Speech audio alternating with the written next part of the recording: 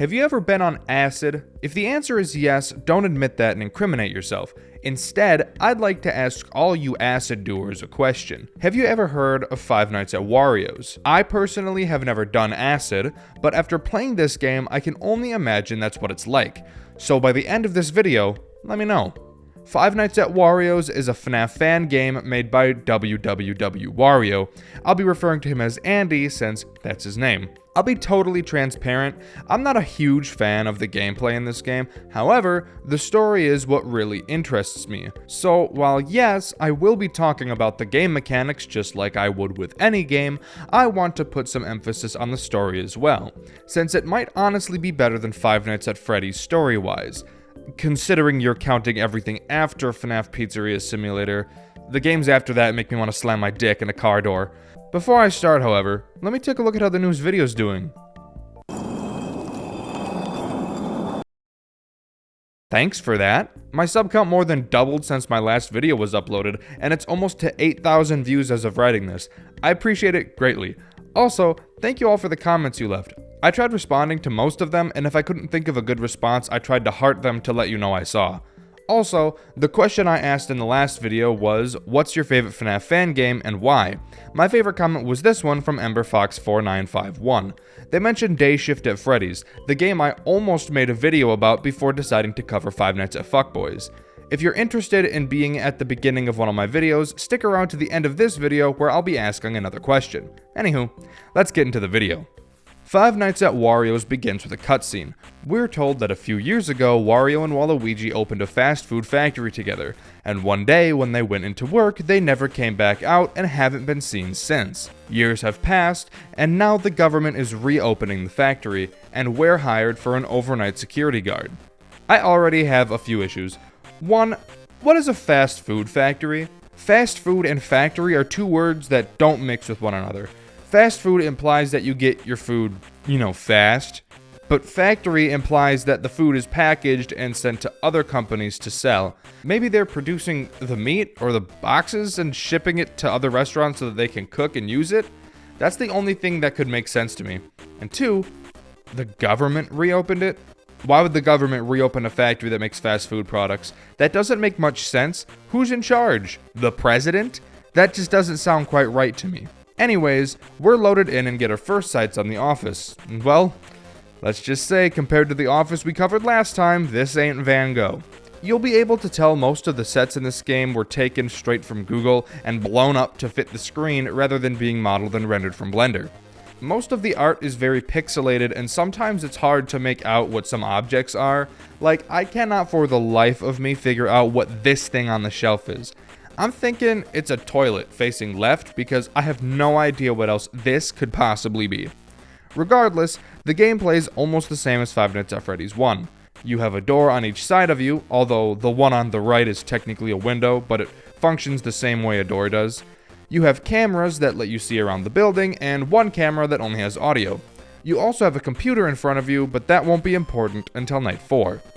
On Night 1, Wario and Waluigi are active characters. They will move around the cameras until making it to your left door.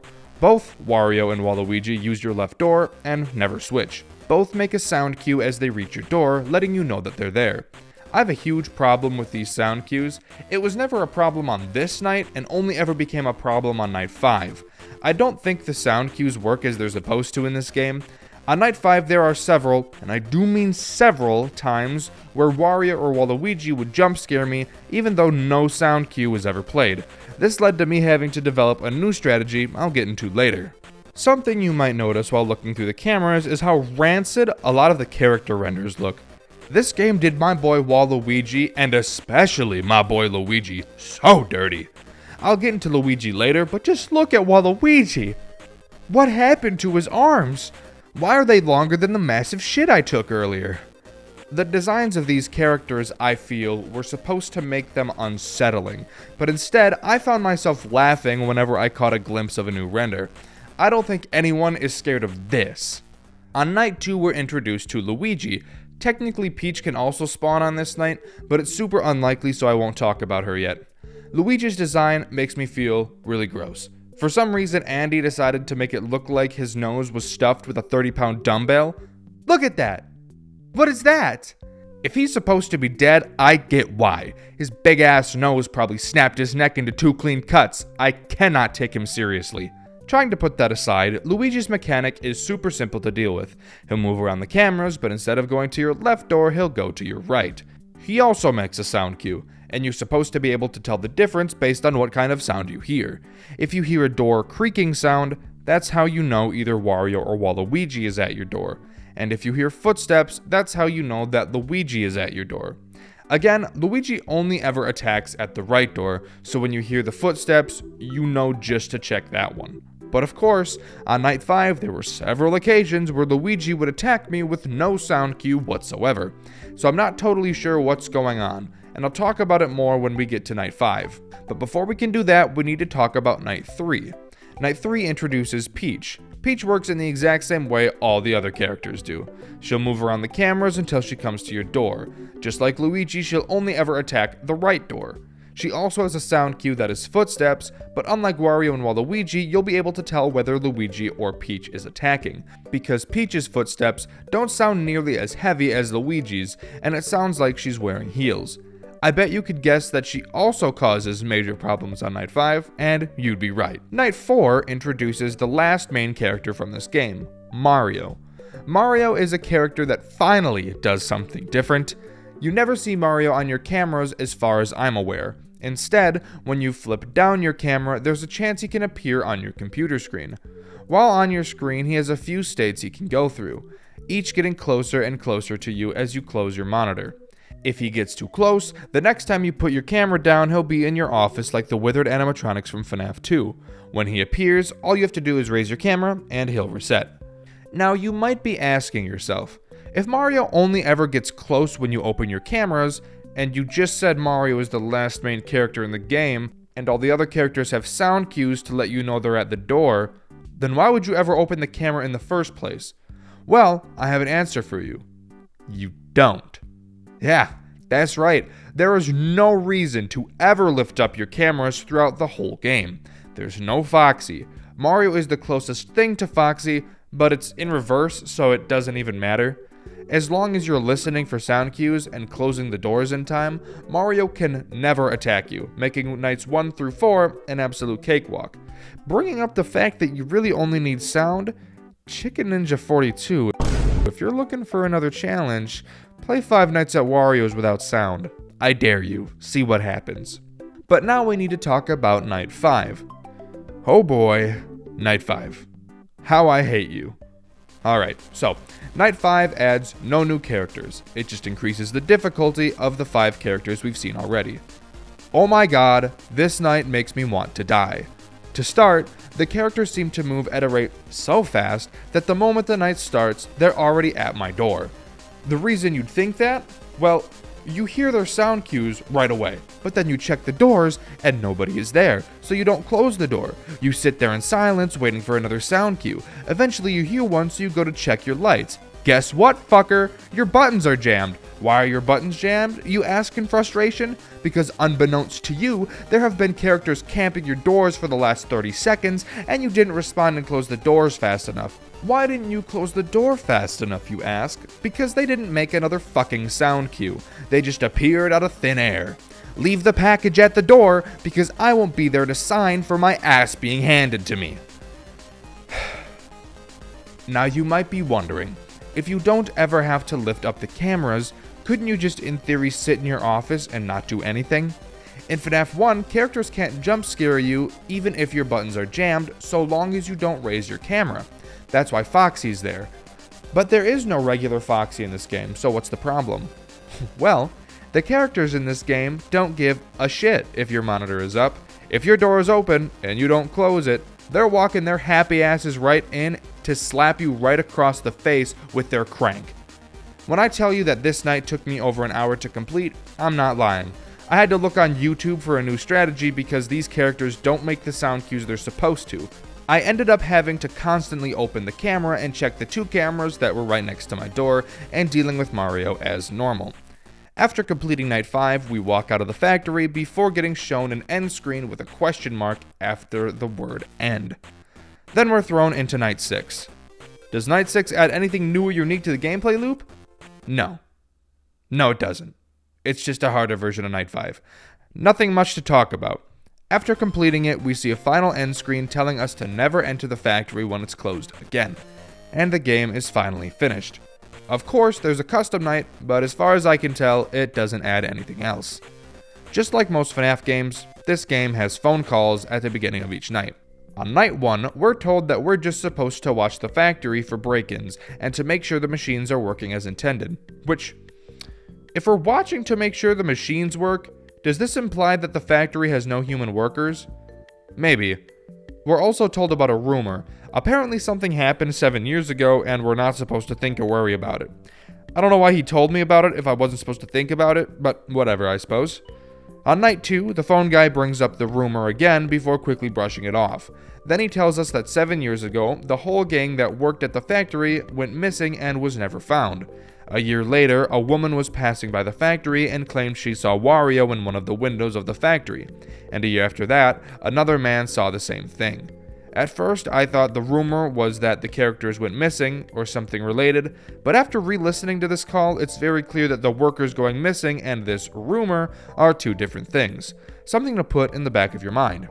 Night 3 is really where we start to get some lore drops. We're told that 7 years ago, Wario and Waluigi went to work and never came back out. Mario and Luigi, concerned, went to check on them. Upon entering the building, they also never came back out. Peach, who was worried about her boyfriend Mario, went into the factory to look for him, and she, as I'm sure you could guess, also never came back out. After this, apparently some unknown man entered the factory, and he too never emerged from the factory again. We're told that the factory had a costume for mascot purposes, which alone doesn't make sense, because why would a factory have a mascot? But putting that aside, the day the unknown man went into the factory, the costume disappeared and has never been found. Afterwards, a rumor was started that the factory was cursed and it finally closed down. Wow, a lot of exposition for one phone call, I know, but now at least we finally have a lead to go off of. We now know that the rumor from earlier is that the factory was cursed, and I'm willing to bet it has something to do with the unknown man that went into the factory and the costume disappearing. On this night, the phone guy also mentions to us that the machines in the factory have randomly been turning off and on at night. Very odd. Let's keep that in mind.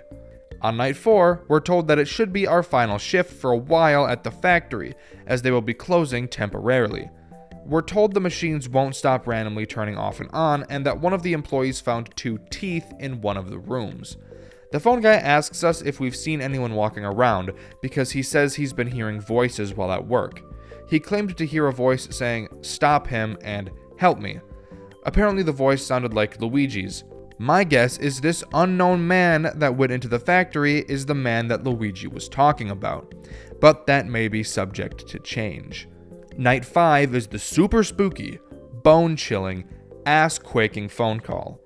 Phone guy questions why we're at the factory even though it's closed, and there actually doesn't seem to be a good answer for that. We're told we're stuck inside until the doors open at 6 a.m. and that the phone guy is coming to try to open the doors for us earlier. He tells us he read something about souls. Apparently, if a soul seeks revenge, they can become angry and confused, and sometimes even take over their old bodies again. This would explain why we could see the characters walking around the factory. Phone guy tells us that Wario and Waluigi had a secret recipe that they came up with years ago, and he thinks that there may be people breaking into the factory to steal the recipe. We're also told that these souls will become hostile towards things that are similar to what caused them to die. Which brings the question, if the characters are hostile towards us, does that mean that another worker, possibly a security guard, is what killed them? And is this unknown man that entered the building the one who did it? The phone guy gets to the door of the factory before our line cuts to static and we hear this.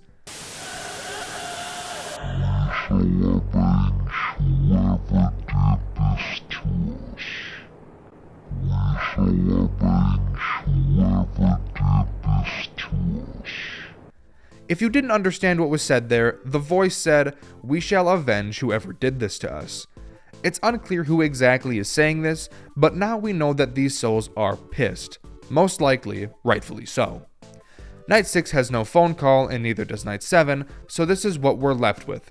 7 years ago, for some unknown reason, when Wario and Waluigi went into work, they never returned. Mario and Luigi went to check on them, but went missing, and Peach went to look for Mario, but went missing as well. An unknown man entered the factory the same day the mascot costume went missing, and the factory closed due to a rumor that it was cursed. 7 years later, the government reopens the factory. The machines keep turning off and on, likely from the souls of the old workers, and teeth are found in one of the rooms. The souls are wanting to avenge what killed them and are seemingly upset at us, leading us to believe that we look like or are similar to whatever killed them. That's a big piece of food to bite off, but it's definitely a start. I suppose now it's important to mention 2 other characters that appear in this game. Sometimes, on occasion, when you look at the bathroom camera, which is the camera with only audio, you can see flashes of a weird-looking version of Wario. That character is Wario Man. Wario Man is almost undoubtedly the costume that was mentioned in the phone calls, as I have no idea what else it could be. The other character is something I only saw once in my entire playthrough. One time I flashed my light at the left door and saw this. I have no idea what that is, but I'll just refer to it as Entity for the sake of convenience. I'd want to guess that the Entity is the unknown man, but for some reason I'm leaning against that idea, but I could be wrong. Where we're at now, I'm guessing that the day the characters went missing were actually all the same day, and the unknown man went into the factory to look for the recipe. While he was there, I think he got into the Wario Man costume and killed everyone inside out of fear that the police would be called. But that's all I've got for now. And with that, that's all I've got for this video. If you're as captivated by this story as I am already, let me know in the comments and I can start cooking up another Wario video. I'd never post the same topic back to back, so the next Wario video won't be next. I plan on doing a community poll for my next video, so be on the lookout for that so you can get your vote in. I'd also like to say thanks to TheGalaxyTG, as they're the person I took the gameplay for this video from, as the video I filmed got corrupted. The question of the video is, which Five Nights at Wario's 1 character is your favorite, and why? I've been Dexter, and I'll see you all in the next video. See ya!